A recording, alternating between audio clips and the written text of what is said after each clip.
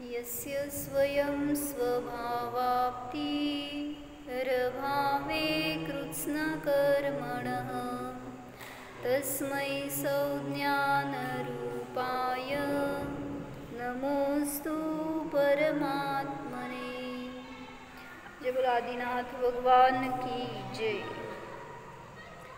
योग्योपादान योगेन दृशदः स्वर्णतामतां द्रव्यादिस्वादिसम्पत्ता वात्मनोऽप्यात्मतामतां वरं व्रतैः पदं दैवं नाव्रतैर्बत नारकं छायातपस्थयोर्भेदः प्रतिपालयतोर्महान् यत्र भावः शिवं दत्ते द्यौकियद्दूरवर्तिनि यो नयत्याशुगव्यूतिं क्रोशार्धे किं ससीदति ऋषिकजमनातङ्कं दीर्घकालोपलालितं नाकेनाकौकसां सौख्यं नाकेनाकौकसामिव वासनामात्रमेवैतत् सुखं दुःखं च देहिनां तथायुद्वेजयन्ते ते भोगारोगायिवापदि मोहेन संवृतं ज्ञानं स्वभावं लभते नहि मत्तः पुमान् पदार्थानां यथा मदनको द्रवै। मोहाने आवृत्त झालेलं ज्ञान स्वस्वभावाला प्राप्त करू शकत नाही। जसं कोणी उन्मत्त झालेला पुरुष पदार्थाचं खरं स्वरूप जाणू शकत नाही हे सांगितलं होतं। तर इथं मोहाचे आपण सगळे भेद बघितले काल, जे कषाय आणि नो कषाय। कुठल्या मोहाचे भेद आहेत? चारित्र मोहाचे भेद आहे। तर त्याच्यामध्ये जे नो कषाय आहेत ते हास्य, रती, अरती, शोक, भय, जुगुप्सा, स्त्रीवेद, पुरुषवेद आणि नपुंसकवेद। तर हे सगळे नो कषाय आहेत ते कषायापेक्षा थोडं कमी शक्तिवाले आहेत, पण तरीसुद्धा ते आत्म्याची शक्ती क्षीण करतात, म्हणूनच कषाय म्हणले गेले। यांचा उदय त्या त्या गुणस्थानातल्या क्रोध, मान, माया, लोभाच्या बरोबर असतो। म्हणजे कुठल्या गुणस्थानावरती जीव आहे त्याच्या अनुसार त्या कषायांबरोबर या नो कषायांचा उदय असतो। नाही आहे तुमच्याकडं मोक्षमार्ग प्रकाशक? इथं आहेत का? बघा पाहिजे। इस प्रकार मोह के उदय से मिथ्यात्व और कषाय भाव होते हैं, सो यही संसार के मूल कारण है। इन्हीं से वर्तमान काल में जीव दुखी है। जे मिथ्यात्व म्हणजे दर्शन मोह आणि कषाय भाव म्हणजे चारित्र मोह, ह्याच्याच निमित्तामध्ये संसारामध्ये परिवर्तन आहे। इन्हीं से वर्तमान काल में जीव दुखी है और आगामी कर्मबंध के भी कारण यही है। जे काय वर्तमानात दुःख आहे ते पण या कर्माच्या उदयाच्या निमित्तात, आणि जे भविष्यामध्ये कर्मांचा आश्रव बंद होणार ते सुद्धा या रागद्वेषाच्या मोहाच्याच निमित्तात। वहाँ मिथ्यात्व का नाम मोह है क्योंकि वहाँ सावधानी का अभाव है। काय म्हटलं? मिथ्यात्व म्हणजे दर्शन मोह आहे। मग जेव्हा तो मोह आहे तर तिथं जो जो मोही आहे तो असावधान आहे हे सांगायचं आहे।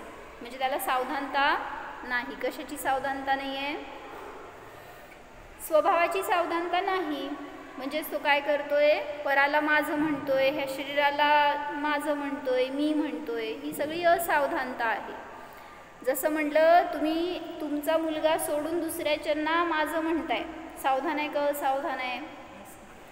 हां, तिथं आपल्याला लगेच कळत आहे। मग इथं आपण याला मी म्हणतोय तर किती बेसावध आहे आपण। किंवा सगळ्या संयोगाला, परिग्रहाला, कुटुंबाला, सगळ्याला मी आणि माझं म्हणतोय, मग ही सगळी असावधानता आहे। ह्याचं कारण काय आहे? एक मोह। रागद्वेष आणि मोह याच्याच निमित्तामध्ये म्हणून म्हणतात की संसार आहे। तथा माया, लोभ, ये कषाय एवं हास्य, रति और 3 वेदों का नाम राग है. काय सांगायले लिहा. काय सांगितलं ईशान? जा खाली घेऊन ये लिहा. राग आणि द्वेष कशाला म्हणायचं याच्यासाठी या सगळ्यांना डिवाइड करतायत. 4 कषाय आणि मला ते बोर्ड देतो का ते पुसून दे तिथंच.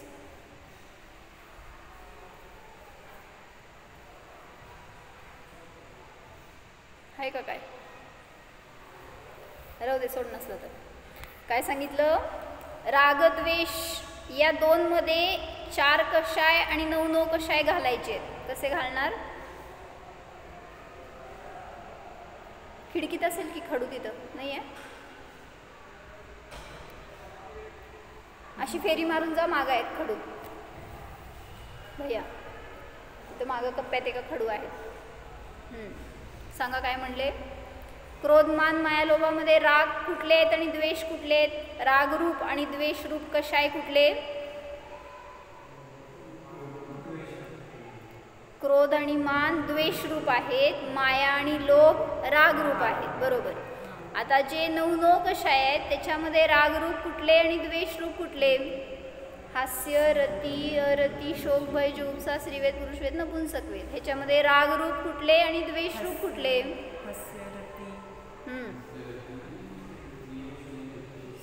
हास्य, रती आणि 3 वेद हे सगळे रागरूप आहेत.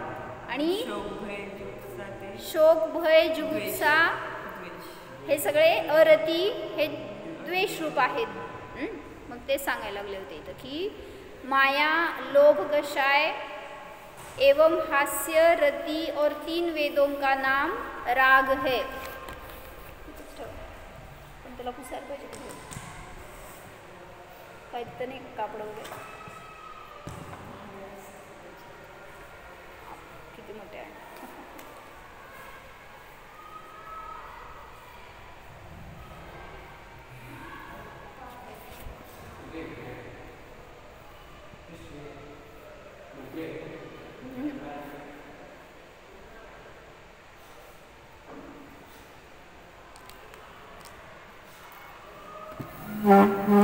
तिथंच असेल की कापड एखादं काहीतरी कप्प्यात.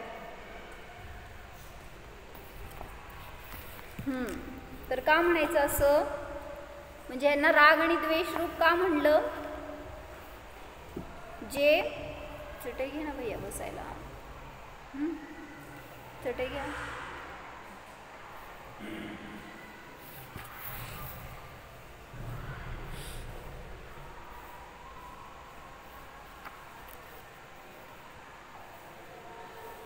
क्रोध, मान कषाय और अरति, शोक, भय, जुगुप्साओं का नाम द्वेष है. क्योंकि का त्याचं कारण सांगतायत. माया कषाय, लोभ कषाय, हास्य, रति आणि 3 वेद हे रागरूप का आहेत?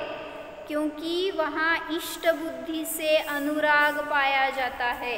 त्या ठिकाणी त्या विषयांमध्ये इष्ट बुद्धी होते म्हणून अनुराग दिसून येतो, म्हणून ते रागाचं कारण आहे हे सांगितलं.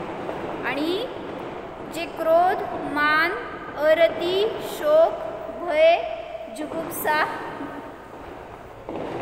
ह्यांचं नाव द्वेष आहे. का? क्योंकि वहाँ अनिष्ट बुद्धि से द्वेष पाया जाता है. त्यांच्या ठिकाणी अनिष्ट बुद्धी झाल्याने द्वेष दिसून येतो. तथा सामान्यतः सभी का नाम मोह है. त्यांच्यामध्ये काय कॅटेगरी नाही. जरी त्याला राग म्हणा नाही तर द्वेष म्हणा, दोन्ही पण मोहाची रूपं आहेत. क्योंकि इनमें सर्वत्र असावधानी पाई जाती है. जेव्हा रती होते एखाद्या विषयामध्ये तर तिथं सावध असतो का बेसावध? का? जेव्हा एखाद्या विषयामध्ये इष्टबुद्धी होते तर सावध आहे का बेसावध आहे? पैसा भरपूर आला, बेसावध कसं? बसा भैया. काय म्हणले?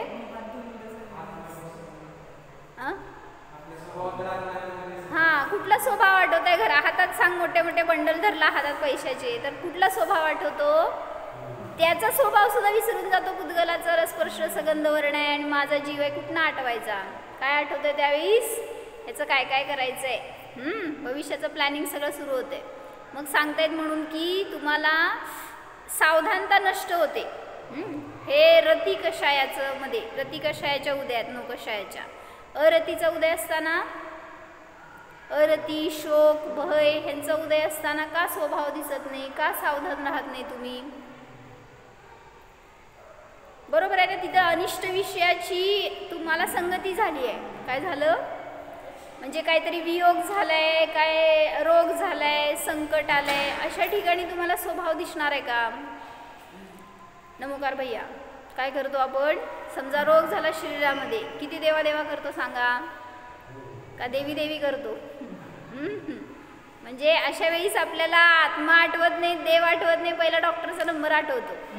म्हणून सांगताय तिथं काय करा, झालं नाही तरी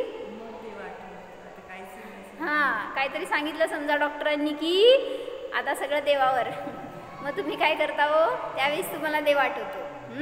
म्हणून म्हणतायत की सावध राहायला पाहिजे. मग पहिला उपाय सांगितला, तुम्हाला रोग झालाय ना तर अकारण वैद्य हे आहेत, म्हणजे ते खरे डॉक्टर आहेत. म्हणून कधी पहिला डॉक्टराकडे जायच्या आधी प्रतिक्रमण करा, जाणणारा आहे आणि भगवंतांची जी काही देशना आहे आपल्याला, ती आपल्याला रोगातून बाहेर काढणारी असते.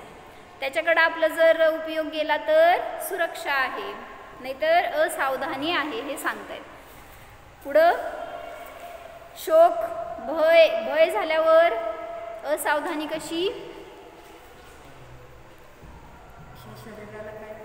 असावधान झाल्याशिवाय भय होतच नाही.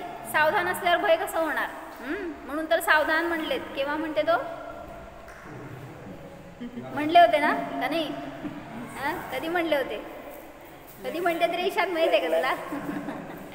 किती जोर जोरात म्हणते, सगळे मिळून म्हणते, तरी सुद्धा सावधान होत नाहीत. ते दोघं जणच असतात पण त्याला सांगणारे एवढे जण असतात. पण तुम्ही किती सावध झाला हो, तेव्हाच बेसावध होतो.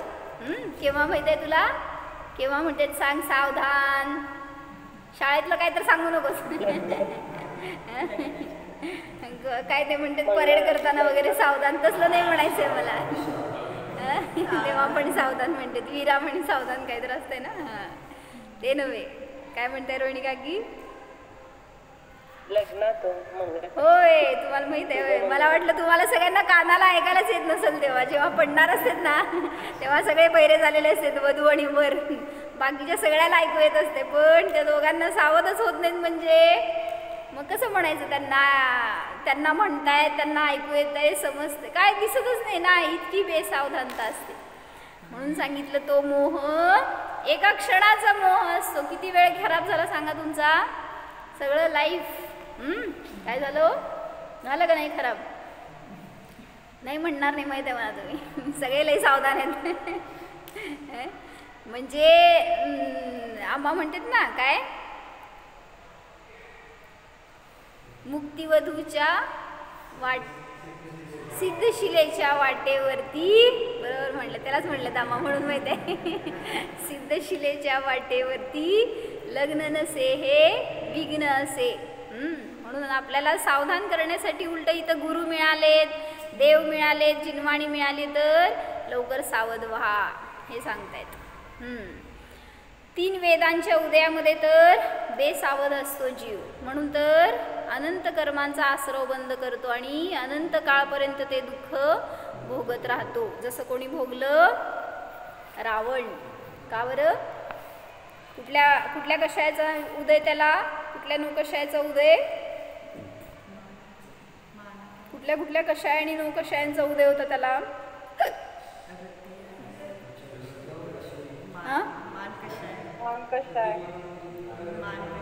मान कषाय होता.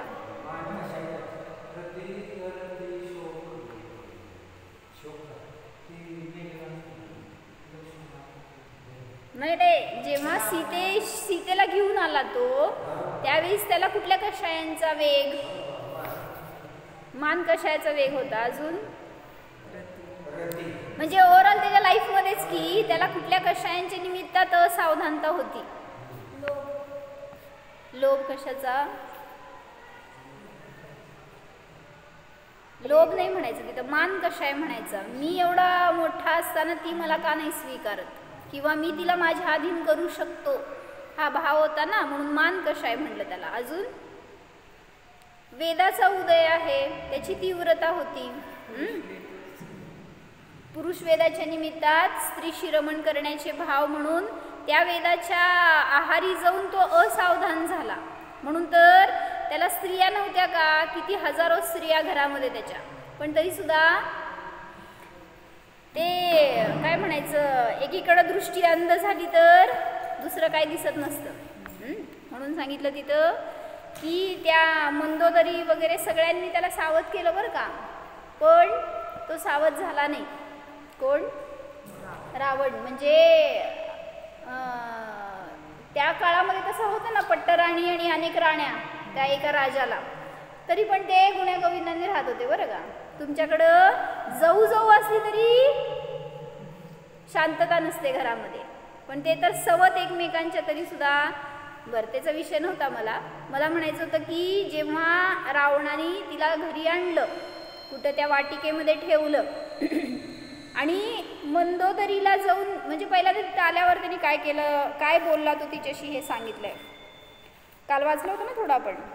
तिने रावणाचं स्थितीकरण करण्याचा प्रयत्न केला सीतेने, म्हणजे रावणाला पहिल्यांदा ताडण केलं.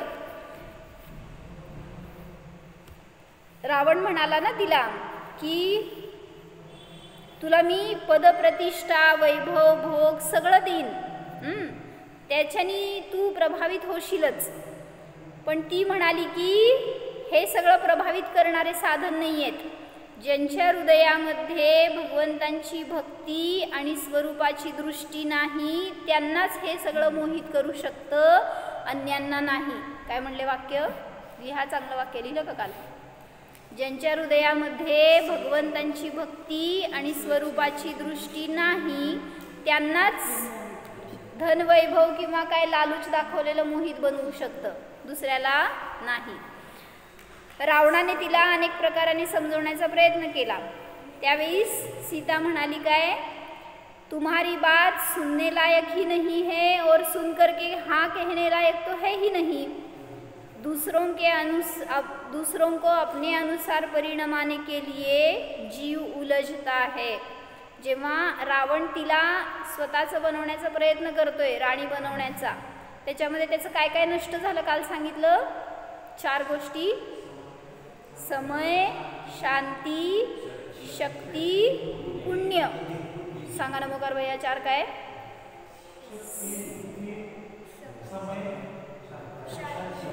झालंय का नष्ट?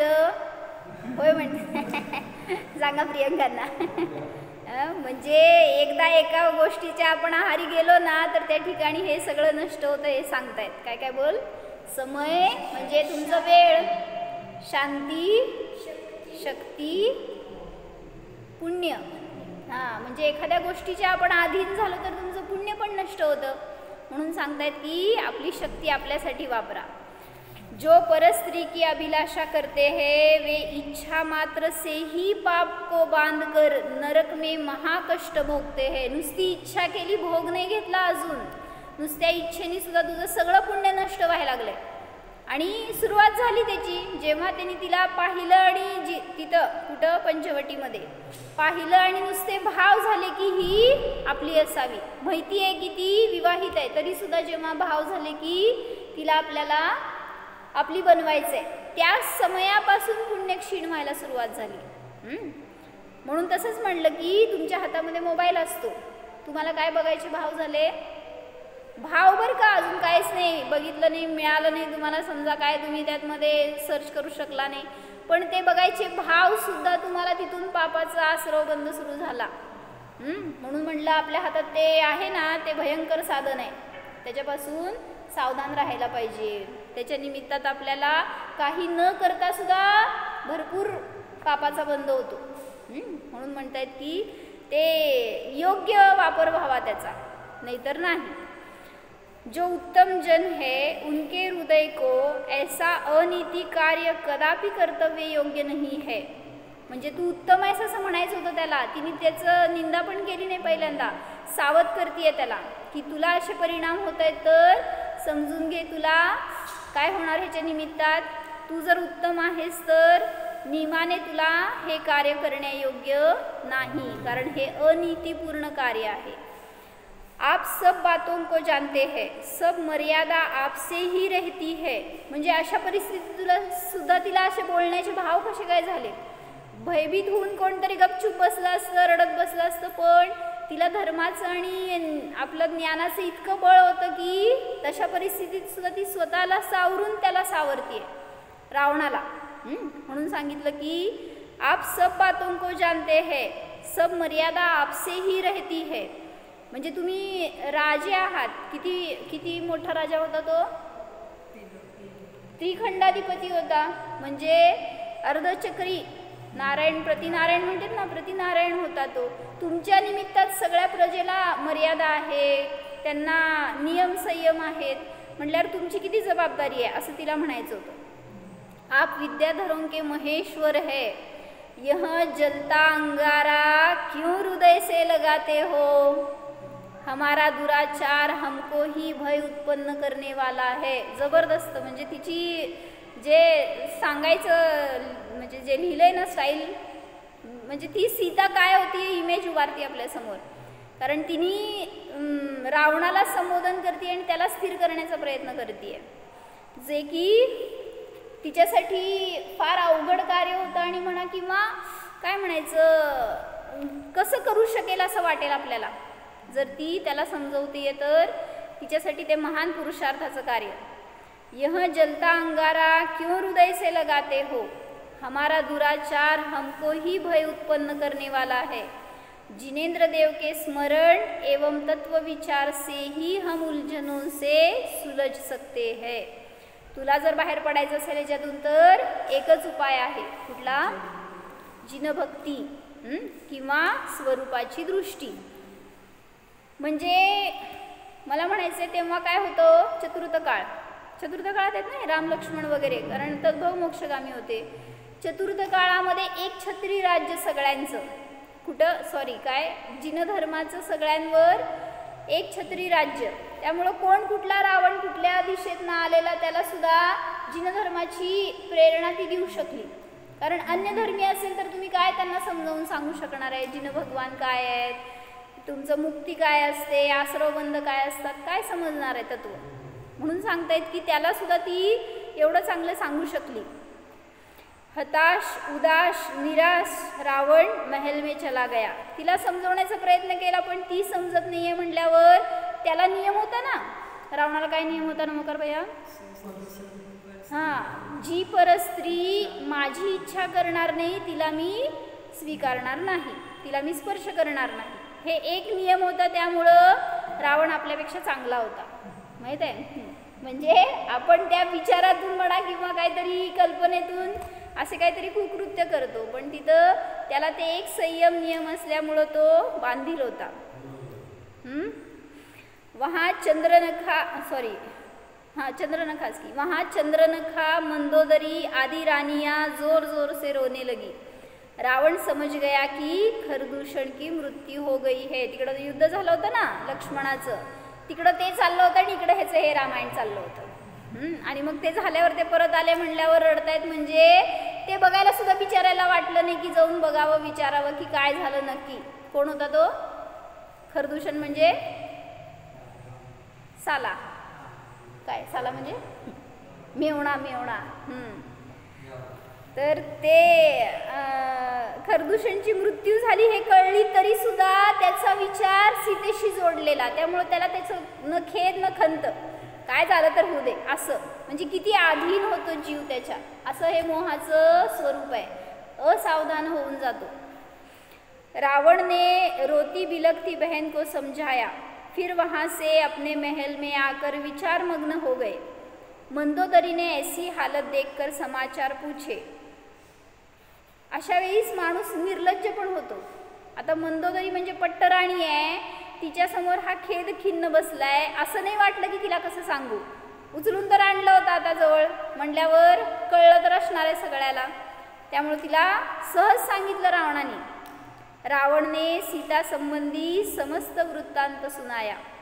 यह सुनकर पति की परम हितैषी मंदोदरी 18,000 राणियों के साथ, किती कसं सांभाळत असेल ते रावण, किती बंटी भैया, आपल्याकडे एक सांभाळली जात नाही आणि किती सांभाळत होता तो 18,000 आणि ही 18,001 सीता अजून पाहिजे होती त्याला. 18,000 रानियों के साथ सीता के पास जाकर समझाने लगी. मंदोदरी आदी राणी जाऊन सीतेला समजवतीये की रावणाला स्वीकार. असं पण करतात स्त्रिया. रावण का बल वैभव सब बताने लगी. आता नवरा आहे म्हणल्यावर आणि पटवायचं तिला म्हणल्यावर पहिला रोल त्यांनी हा केला की पतीची आज्ञा मानली. पतीला ती हवी म्हणल्यावर तिला मनवण्याचा प्रयत्न केला जाऊन. त्याच्यानंतर मंदोदरी शाणी असती. ऐका. सीता इतना बोली की तुम रावण की हितैषी नहीं हो. कसलं बळ आहे असलं, अशा परिस्थितीमध्ये असं वाक्य म्हणायचं. काय म्हणली कळलं का? त्या मंदोदरी आदी राण्यांना म्हणली, त्या राण्या येऊन सीतेला सांगतायत की तू हो म्हण. आणि सीता त्यावेळेस काय म्हणतीये, तुम्ही रावणाच्या हितैषी नाही आहेत, रावणाबद्दल तुम्हाला चांगले भाव नाही आहेत, म्हणजे त्याचं चांगलं व्हावं असं वाटत नाही तुम्हाला. गुणों का शोषण दोषों का पोषण कर रही हो. एक एक वाक्य एवढे छान लिहिलेत ना. गुणों का शोषण और दोषों का पोषण कर रही हो. त्याचे दोष आहेत हे आणि तुम्ही त्या दोषांचं पोषण करताय. म्हणजे फक्त त्याच्यामध्ये दोष काय होता, त्याला पण 18,000 स्त्रिया होत्या की, पण परस्त्री नव्हत्या त्या. ही विवाहित होती म्हणून हा दोष होता. काय म्हणतात, फ्रेश असतील तर तुम्ही किती करा की त्याच्यामध्ये दोष नव्हता, पण परस्त्रीचं हरण करून तिच्या इच्छेशिवाय तुम्ही तिला वर्ण हे दोष आहे. गुणों का शोषण और दोषों का पोषण कर रही हो. हितैषी तो दोषों से छुड़ाता है. तुम्ही जर त्याचे हितैषी असाल तर त्याला पापापासून वाचवा, त्याची सुरक्षा करा, हे सांगायचंय. विपत्ती में काम आता है. और हितैषी असतो तो विपत्तीमध्ये तुमच्या मदतीला येतो. और धर्म मार्ग में लगाता है. तुम्ही काय करताय, म्हणजे ती त्यांना म्हणतीये तुम्ही काय करताय, हे सगळ्या विरुद्ध करताय ना. याच्या दोषांपासून सोडवतो तो हितैषी असतो, तुम्ही दोषात पाडताय त्याला. विपत्तीमध्ये काम येतो तो हितैषी असतो, तुम्ही त्याच्यावर विपत्ती आणताय. उलट युद्ध होणार, त्याच्यात मरणार तो, उलट तुम्ही त्याचं अहित इच्छिताय.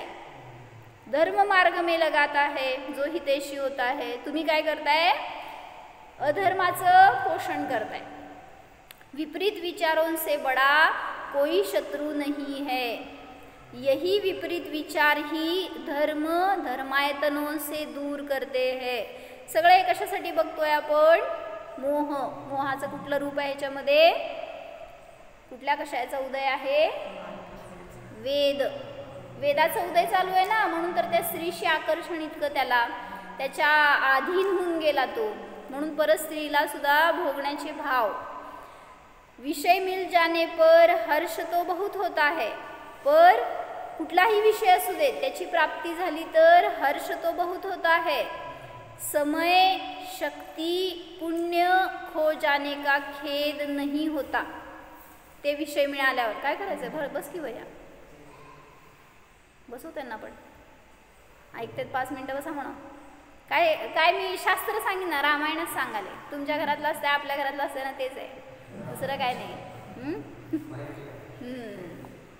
विषय मिल जाने पर हर्ष तो बहुत होता है. काय विषय मिळाला, नवीन फोन पाहिजे होता काय ईशान, आणि मिळाला. सांग पुण्य आहे का पाप आहे, दिलाय का खरंच. तर सांगतायत त्याच्या निमित्तात समय शक्ती पुण्य खो जाने का खेद भी नहीं होता. जेव्हा त्या विषयांची प्राप्ती झाली तर त्याचा खेद पण नसतो की हे आपल्याला सगळं मिळाले, त्याच्या निमित्तात पापाचा उलटा सर्व बंद झालाय.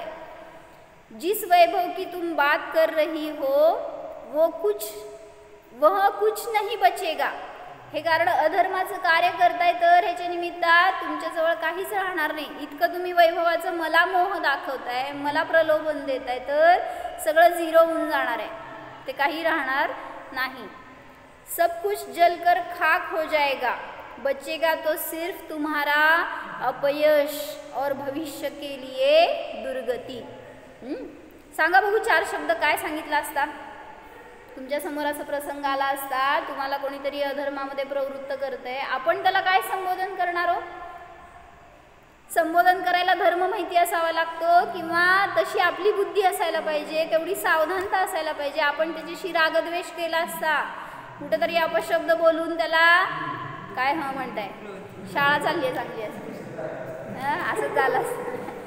म्हणजे असं करायला नको. म्हणजे तिचं मला इमेज दाखवायची, सीतेची काय जबरदस्त इमेज असणार आहे. म्हणजे तिचं रोल किती चांगला त्या ठिकाणी, एवढ्या बिकट परिस्थितीमध्ये सुद्धा ती इतके चांगले संबोधनाचे कार्य करू शकते त्याच्यामध्ये, स्वतः स्थिर राहून. सब कुछ जलकर खाक हो जाएगा, बचेगा तो सिर्फ तुम्हारा अपयश और भविष्य के लिए दुर्गति. पतिव्रता स्त्रियों के लिए ऐसी बातें शोभा नहीं देती. म्हणजे तिला म्हणायचं होतं तुम्ही पण पतिव्रता आहात, तुम्हाला कुठल्या दुसऱ्या पुरुषांनी जर मागणी घातली तर तुम्ही देणार का तिथं होकार. मग मला तुम्ही असं म्हणायला लावताय तर तुम्हाला शोभा देत नाही. हे तुम मुझे मारो या काटो, पर मैं अपने पति के सिवाय अन्य किसी को अपने मन में नहीं लाऊंगी. ह्याला म्हणायचं काय म्हणायचं म्हणा. इतकी दृढ, इतकी निश्चल, इतकी अढळ, काय असेल ते होईल ते होईल, जीव गेला तरी सुद्धा मी शील सोडणार नाही. जैसे मोक्ष संपदा को अभव्य जीव सिद्ध नहीं कर सकते, वैसे ही रावण की दूतिया राम के वियोग में महाशोक को धरने वाली सीता को प्रसन्न न कर सकी. किती छान सांगितलं. काय उदाहरण, जसं की कोणी अभव्य जीव आहे, कोणाला म्हणायचं अभव्य, बंटी भैया अभव्य कोणाला म्हणायचं सांगा भैया. ज्याला मोक्षाची पात्रता नाही आहे, ज्याच्यामध्ये जाण्याची, कशाला कोणाला म्हणायचं अभव्य. ज्याच्यामध्ये सम्यक दर्शन प्राप्त करण्याची सुद्धा योग्यता नाही आहे त्याला म्हणायचं अभव्य. सगळं प्रयत्न करेल तो, काय मंदिरात येणार नाही असं नाही, अभव्य सगळ्या क्रिया करतो, मुनी सुद्धा होईल, पण तरी सुद्धा त्याला आत्म्याची प्राप्ती होऊ शकत नाही. मग जसं तो अभव्य जीव मोक्ष संपदा को सिद्ध नहीं कर सकते, वैसे ही रावण की दूतिया म्हणजे त्या सगळ्या राण्या रावणाच्या रामाच्या वियोगामध्ये शोक धारण करणाऱ्या सीतेला प्रसन्न करू शकले नाहीत. काय कळलं? काय कळलं का सांगा काका. सिद्ध होणं असंभव आहे, प्रसन्न करणं असंभव होतं. एवढ्या सगळ्या 8000 मिळून आल्या तरी सुद्धा एका सीतेसमोर सगळ्या शून्य ठरल्या. म्हणजे सीता 8000 परास्त करायला कॅपेबल होती, इतकी तिची शक्ती. इस प्रकार सीता से जवाब पाकर मंदोदरी सहित समस्त रानियां वापस महल में लौट गई. दूसरे दिन खरदूषण के निधन से शोकाकुल विभीषण. आता हे विभीषण कोण होता? रावणाचा भाऊ, पण तो धर्मप्रेमी होता. काय म्हणायचं, धर्मनिष्ठ होता. रावण नव्हता. पण वेदाचा उदय असं त्याला अंध बनवतो. त्यांनी एक वाक्य वापरलं, असावधानी असते. जेव्हा मोहाच्या आवेगामध्ये जातो ना जीव, त्यावेळेस असावधान होतो. तसंच रावणाचं सुद्धा झालं. विभीषणला ही गोष्ट माहीत नव्हती. खरदूषण के निधन से शोकाकुल विभीषण जब दशानन से मिलने आए तो उन्हें कुछ अलग प्रकार की स्त्री रुदन की आवाज़ सुनाई दी. त्याच्या महलकडे जात असताना त्याला सीतेचं रुदन ऐकू आलं. वे उसी दिशा में आगे बढ़ते गए और उस बहन से उसके रोने का कारण पूछा. कोणाला? ह्याच्याशी बोलताना उस बहन से म्हणलंय, रावणाशी बोलताना मग त्या विभीषणाने जाऊन त्याला विचारलं की तू का रडतोय. तिला विचारलं, सीतेला विचारलं विभीषणाने की का रडतीयस.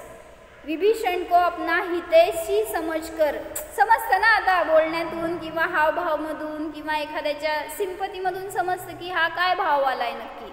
त्याचा भाऊ होता हे तिला माहीत नाही, पण तो विचारणारा चांगल्या भावनेने विचारतो एवढं तर समजतं. तसं मी पण चांगल्या भावनेने सांगते ना तुम्हाला शास्त्राला या म्हणून. बंटी भैया, नमस्कार भैया. मग चांगली भावना समजायला नको का तुम्हाला? मोहाने अंध झालेल्या जीवाला असावधानी असते. विभीषण को अपना हितैषी समझकर सीता ने उन्हें अपने हरण की कहानी सुनाई तथा उनसे अपने पति श्री रामचंद्र जी के पास भेजने की प्रार्थना की. कोणासमोर सांगणार ना ती दुःख? सगळं परकीय राष्ट्र आहे, ते सगळे पर आहेत, तिथं सगळे शत्रूची सेना आहे. कोणाला जाऊन आपलं दुःख सांगणार की मला मदत करा म्हणून? तरी पण त्यामध्ये तिचं पुण्य की असा हितैषी येऊन भेटला आणि काहीतरी विचारतोय. त्यामुळे ती त्याला म्हणते की मला रामाकडं सोडा. सीता को सांत्वना देकर विभीषण रावण के पास गए और उन्हें समझा कर कहने लगे कि भाई आप स्वयं ही तो कहते थे की परस्त्री. एवढं मस्त सांगितलं ना हा संवाद सुद्धा कोणाचा? भावाभावाचा. की एक जण स्थितीकरण करतोय आणि दुसरा त्याला आर्ग्युमेंट्स करायला आहे. पण तिथं राजाच्या विरुद्ध बोलायचं आहे विभीषणाला. राजा येतो रावण, पण तरी पण राजाच्या ठिकाणी त्यांनी पण इतकी चांगली उत्तरं दिली आहेत. चांगली म्हणजे त्याच्या साईडला तो सिद्ध करतोय. कसं हा सिद्ध करणार आहे का बघू. विभीषण बोलने लगा, भाई आप स्वयं ही तो कहते थे कि परस्त्री की अभिलाषा अनुचित है, निंदनीय है. फिर आज वही कार्य आपने कैसे किया? आप स्वयं समझदार है. काय सांगणार सांगा ह्याला उत्तर? म्हणजे जे बोललं होतं ते परफेक्ट बोललाय विभीषण, पण त्या रावणाचं उत्तर त्याच्यापेक्षा परफेक्ट होतं. काय म्हणणार सांगा रावण? माहित नाही मला, मी काय रावणाला भेटलो नाही. कर्माचं उदय बिदय काय नाही, असलं चालत नसतं तिथं. काय म्हणते? मला तेवढ्या लांबून ऐकूच येईना काय. जाऊ दे चला. जर सीता स्वीकारली तरच मी तिला स्वीकारणार. नाही नाही असं नाही. त्यांनी काय सांगितलं विभीषणाने? परस्त्रीचं अभिलाषा करणं सुद्धा उचित नाही आहे हे तुम्ही सगळ्यांना सांगताय, मग तुम्ही कसं काय असं करताय? तर त्याचं उत्तर होतं, पृथ्वी पर जो भी वस्तुएं है मैं उनका स्वामी हूँ. मग माझ्यासाठी पर काय हो? हां कसलं ग्रेट. सब मेरी ही वस्तुएं है तर वह पर वस्तू कहाँ से हुई? सगळे माझेच आहेत म्हणल्यावर पर कशाला म्हणायचं? परस्त्री तुमच्यासाठी, माझ्यासाठी काय नाही. विभीषण ने कहा, भाई त्यांनी पण जे उत्तर दिलंय ना असं उत्तर आपल्याला माहिती असायला तरी पाहिजे ॲटलिस्ट ह्याच्यासाठी. भाई वीतरागी मुनी एवं पराई स्त्री के आप स्वामी नहीं है. म्हणजे किती चक्रवर्ती असू देत, तीर्थंकर असू देत, नारायण असू देत, पण एक मुनिराज आणि परस्त्री यांच्यावर कोणाचंही स्वामित्व नसतं. किती ते मोठा अधिपती असू देत तरी सुद्धा प्राईम मिनिस्टरचा कोणावर अधिकार आहे हो? तुमच्या धनावर अधिकार आहे, पण तुमच्या स्त्रीवर किंवा वीतरागी मुनींवर कोणाचाही अधिकार चालत नाही. वीतरागी मुनी एवं पराई स्त्री के आप स्वामी नहीं है. पर के प्रति आकर्षण का भाव मरण तक पहुंचाएगा. म्हणून तू हा विचार सोड असं त्याला भावाला सांगायचं होतं, कारण हा हितैषी होता. ह्याला म्हणायचं हितैषी. बायका काय होत्या हो? ॲक्च्युली बायकांना इष्ट नव्हतं हे, पण पतीची आज्ञा किंवा पतीच्या सेवेसाठी त्या जाऊन केल्या. पण पुन्हा मंदोदरी येऊन समजवती रावणाला, काय तुम्हाला तेच रूप पसंत आहे ना? तर ती पण विद्याधर होती. ती म्हणती मी तसं रूप घेते, तुम्ही मला त्या सीतेच्या रूपात बघा आणि स्वीकारा. तो म्हणतो तू तिचं रूप घेशील पण सीता नाही बनू शकणार. त्यामुळं मला हे इच्छित नाही आहे. म्हणजे असं तिने त्याची स्थितीकरण करण्याचा प्रयत्न केला, पण ज्याला म्हणलं ना तीव्रतेने आवेग असतो त्याला कोणाचे शब्द स्थिर करू शकत नाहीत. भाई रावण की यह दशा देखकर विभीषण सबसे कहते हैं कि देखो जैसा होना है वैसी ही बुद्धि हो जाती है, वैसे ही निमित्त मिल जाते हैं. जसं घडणार आहे तशी तुमची बुद्धी होते आणि तशाच प्रकारचे निमित्त मिळत जातात. म्हणून म्हणायचे तुम्हाला काय करा, की तुमच्या पापाचा उदय असेल तर तशाच प्रकारचे निमित्त मिळतात, तशाच प्रकारचे संयोग तुम्हाला प्रेरित करतात आणि पुन्हा पुन्हा तसे उदय मग भोगावे लागतात. म्हणून म्हणतात की येणार आहे उदय मोहाचा, सगळ्या कर्मांचा उदय येणार, पण त्याच्यामध्ये आपण स्थिर कसं राहू शकतो ह्याचा अभ्यास आपल्याला करायचा आहे. त्याच्यात सावधान कसं राहायला पाहिजे हे शिकवतात आपल्याला भगवान. त्यांच्याकडं पाहून आपल्याला समजतं की त्यांच्यावर नाही का प्रसंग आले कधी असे, त्यांना मोहाचा उदय आला का, कधी आला सांगा ह्यांना.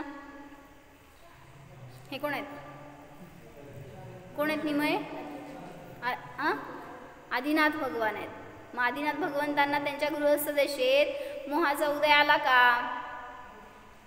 कधी आला सांगा विशाल भैया. हां अरिहंत अवस्थेत मोह राहिलाच नाही. आदिनाथ कुमार अवस्थेत, राजकुमार अवस्थेत काय केलं त्यांना, काय आला होता उदय, काय माहित आहे का? कोण कुठले आदिनाथ, आमचं बघायला आम्हाला होईना आणि त्यांचं कुठं बघत बसू. ऋत्विक माहीत आहेत का कोण होते? आपले आहेत ते. त्यांच्याबद्दल पण काहीतरी माहिती असावी आपल्याला आपल्या जीवनामध्ये. नाही, मोहाचा उदय कधी आला तेव्हा तर सावध झाले नीलांजनाचं नृत्य बघून. मोहाचा उदय कधी आला, मोही कधी झाले नाही माहिती.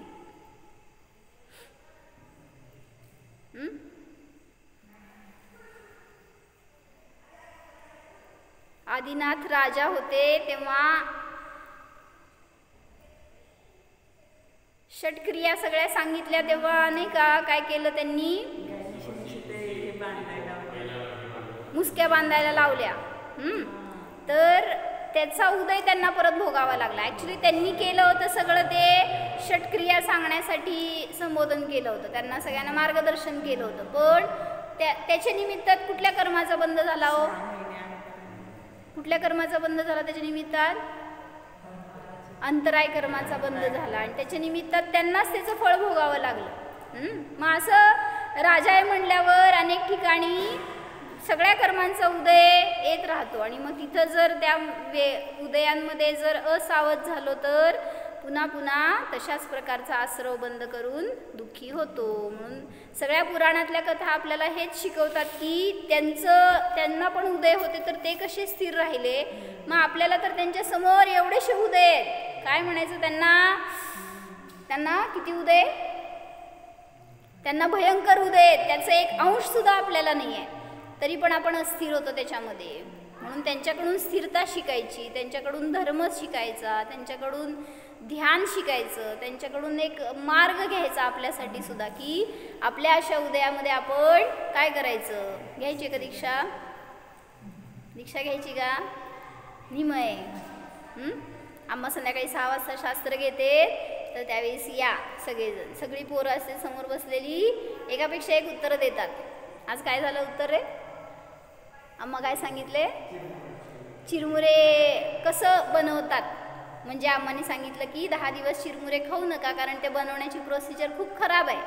म्हणजे ते म्हणले साळीचे लाह्या असे पसरवतात जमिनीवर आणि ते वाळवण्यासाठी ठेवलेले असताना तिथून डुक्कर फिरतात. असं म्हणलं की सगळ्या पोरांनी कानाला हात लावला आणि म्हणले आम्ही खाणारच नाही 10 दिवस आता. म्हणजे इतके कोमल असतात ना पोरांची मनं, लगेच परिवर्तित होते. म्हणून तुम्हा लोकांना पकडणं योग्य नाही आहे. सगळ्या छोट्यांना पकडायचं जे लगेच इफेक्ट होतं, त्यांच्यावर इम्पॅक्ट होत आहे. काय ईशान केलं ना नियम का नाही? पुढंच बसला होता तू पण. म्हणजे असं 10 दिवसासाठी तर सांगत होते, कुठं जास्ती आपल्याला.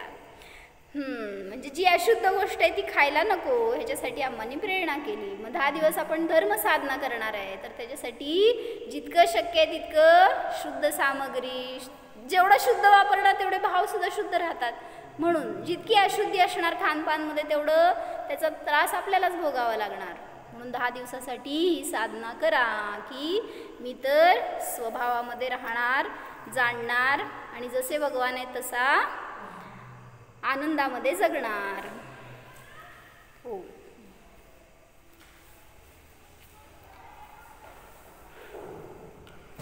नमोकार भैया ध्यान सांगताय काय? बंटी भैया बेस्ट सांगा, माझ्यापर्यंत आवाज येऊ दे.